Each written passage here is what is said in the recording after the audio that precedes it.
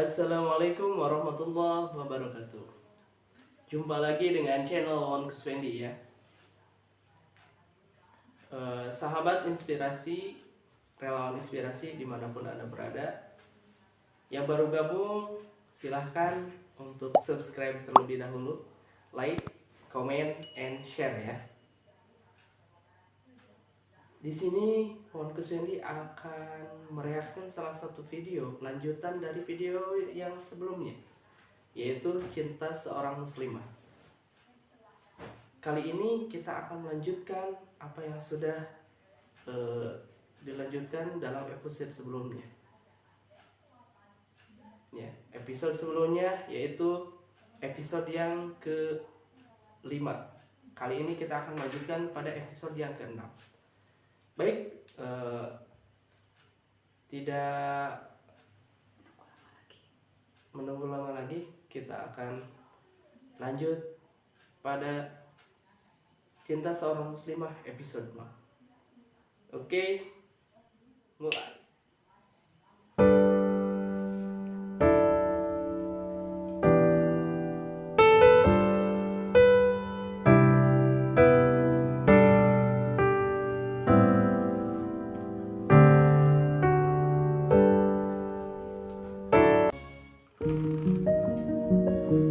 Menurut Ustadz, saya harus gimana Ustadz ya? Teman saya ini kurang dari sebulan lagi mau nikah. Terus nggak sengaja saya lihat calon istrinya berduaan sama laki-laki lain Ustadz. Aduh, gimana Ustadz ya? Apa saya harus sampaikan ini ke teman saya atau enggak? Jadi si Sampaikan temennya apa ini ngadu ke Ya sampaikan seorang kalau ustaz calon istrinya lagi selingkuh Ustadz. Sebentar. tentang Tahu dari mana kalau calon istrinya selingkuh? istrinya Fatur gitu ya. Dia kan makan berdua di kafe Ustadz Dan sama laki-laki lain. Padahal kurang dari sebulan lagi pernikahannya. jangan kemana-mana, terus tetap saksikan di Kok terus, channel Ustaz? Kuswendi. Iya. Terus selingkuhnya di mana? Gini. Jadi, teman saya ini mau nikah Ustadz sama perempuan. Ya pasti sama perempuan sih ya. Fokus, Yud. Fokus. Jadi, udah nih Ustadz, mereka emang gak pakai pacaran sih. Ya teman kantor gitu. Nggak pakai pacaran. Bagus sih. Iya bagus sih. Terus Nah terus, pas persiapan pernikahan, berantem tuh mereka. Berdebat panjang. Mereka beda pendapat soal resepsinya nanti mau gimana. Teman saya marah. Si perempuan juga gak kalah marah Ustadz. Nah terus, si perempuan beberapa hari ini gak angkat telepon teman saya. Tiba-tiba, pas saya lagi di kafe kemarin, saya ngeliat calon istrinya sama laki-laki lain yang saya gak kenal Ustadz. jadi selingkuhnya di mana? Ya sama laki-laki lain Ustadz. Aduh, Ustadz jangan polos-polos amat, kenapa? Oke. Kamu dengar obrolan mereka? Enggak lah Ustadz, kan jauh. Kamu melihat mereka berdua di kafe? Iya, Kafenya rame? gak rame. Tapi juga gak kosong sih. Kamu melihat mereka bersentuhan? Kamu mendengar percakapan mereka? Kemungkinan besar calon istrinya tidak selingkuh. Kemungkinan besar kamu sudah suujon. Jadi saya gak perlu sampaikan ini ke teman saya. Sampaikan apa nih? Ya sampaikan kalau saya melihat calon istrinya sama laki-laki lain Ustadz. Nah, itu boleh. Aku jadi boleh Ustadz? Yang nggak boleh, kamu bilang kamu melihat calon istrinya selingkuh. Itu fitnah. Tapi kamu perlu sampaikan supaya dia bisa tabayun dan kamu bisa tenang. Jadi gitu Tur ceritanya. Tur. Aduh. Kata Pak Ustadz juga kan belum tentu selingkuh Tur. Lu jangan kebeban pikiran dulu ya. Udah berapa kali gue hubungin gak ada respon, Yud. Ya, mungkin dia lagi sibuk ngurusin pernikahannya. Itu mah sama lo ya.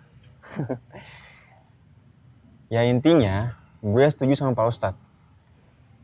Ya walaupun gue ngeliat dia sama laki-laki lain, tapi kan nggak bisa kita jadiin bukti kalau dia selingkuh. Thanks ya, Yud. Iya, sama-sama. Maksudnya lo berterima kasih gimana nih? Iya, makasih aja. Lo bukan kepikiran membatalin nikah kan? Tur, serius dong. Atulah. Jangan sampai Lu malam ini mau nginep apa gimana? Ya, udah jam segini sih. niat nikah kita ya. Tapi kan lo tahu sendiri rumah gue jauh di Bekasi. Ya udah kalau gitu gue ke kamar dulu ya. Lah, masalah lo gimana? Jangan sampai batalin nikah lo ya. Iya.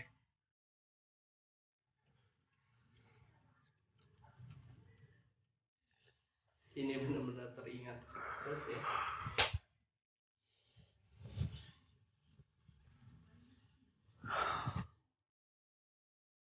Beda. Dulu itu kita cuma teman kerja aja. Sekarang kita sepasang laki-laki dan perempuan yang selangkah lagi menuju pernikahan. Sama-sama berbalas rasa. Coba kamu bayangin. Kalau kita berdua naik mobil kamu, terus di perjalanan kita merasa saling nyaman, dan setan menemukan celah untuk menggoda kita, dan kamu jadi nggak bisa bedain antara cinta dan nafsu. Dan kamu melihatku sambil berpikir, ya udahlah sebentar lagi juga nikah. Dan kamu melakukan hal yang gak seharusnya kamu lakukan sebelum pernikahan. Dan karena aku juga punya perasaan yang sama kamu, aku juga jadi gagal membedakan cinta dan nafsu. Dan kita berakhir maksiat. Itu yang kamu mau. Dari rumah Jakarta. Gak mungkin.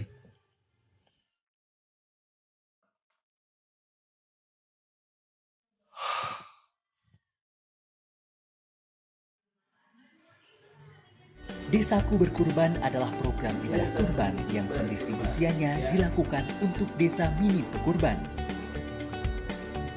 Hewan kurban pilihan dibeli dari para peternak lokal yang ada di desa binaan Rumah Zakat.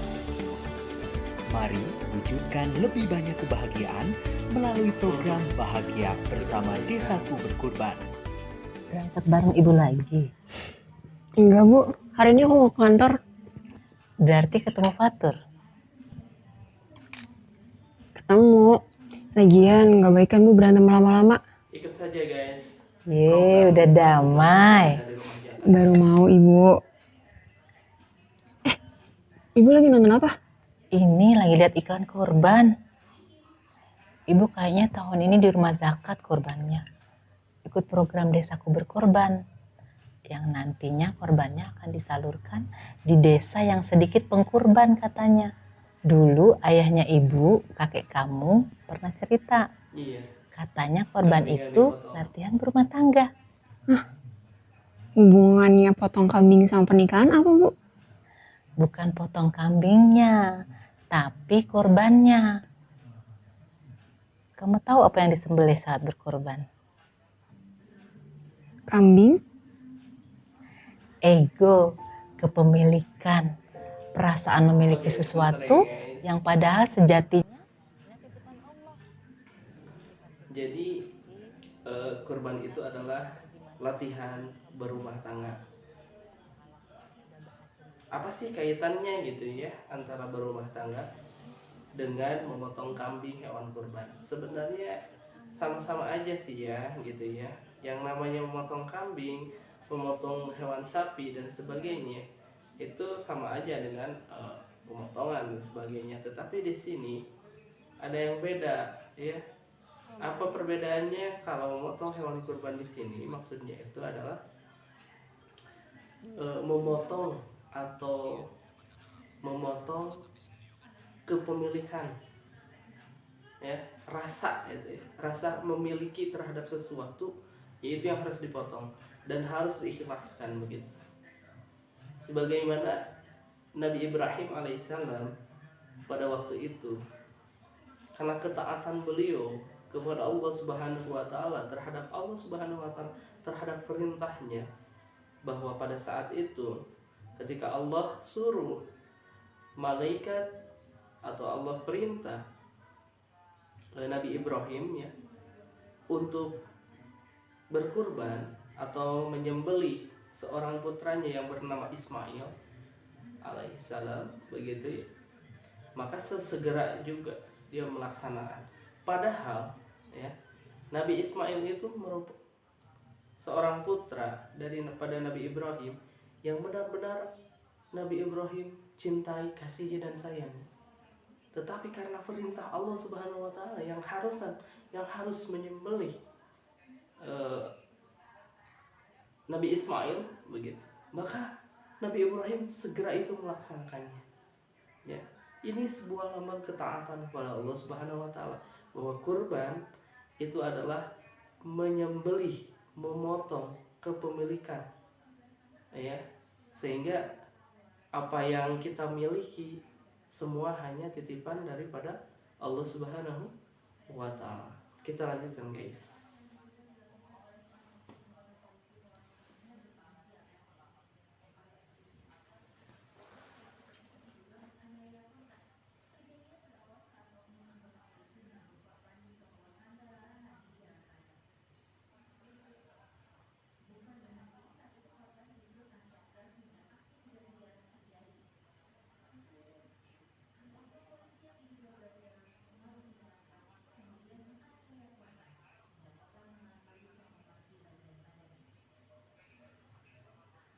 Ada apa nih? Oke, guys, itu ya.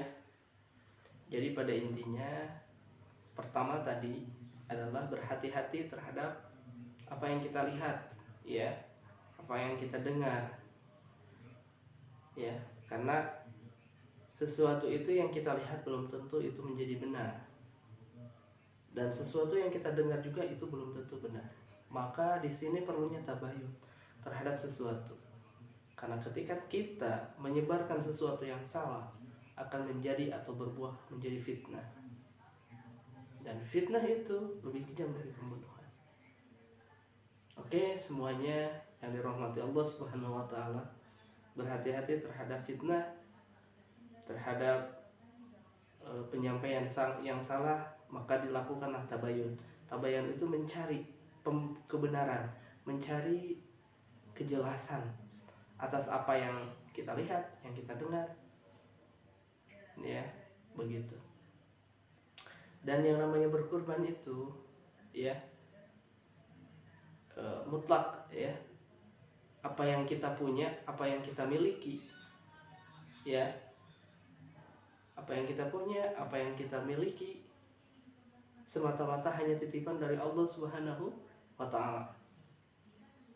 Ketika kita memiliki sesuatu yang kita cintai dan pada saat itu Allah perintahkan, ya, untuk mengorbankannya, inilah di sini antara ketaatan dengan rasa kita nih, ya, apakah kita akan melaksanakan apa yang Allah perintahkan, atau kita mau tidak melaksanakan apa yang Allah perintahkan karena kita merasa memiliki.